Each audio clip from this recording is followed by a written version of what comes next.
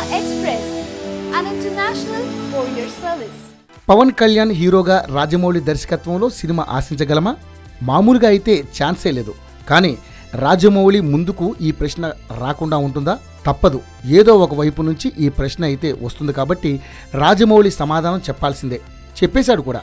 పవన్ కళ్యాణ్తో ఓ సినిమా చేయాలని ఉంది. కానీ ఆయన ఇప్పుడు రాజకీయాల వైపు మళ్లారు.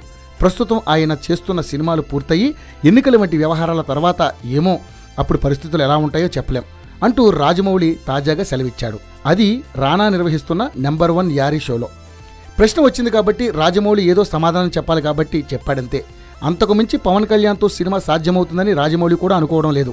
రాజమౌళి మాత్రమే కాదు, ఈ కాంబినేషన్ పట్టాలెక్కుతుందని ఎవరు మాత్రం అంచనా వేయగలరు?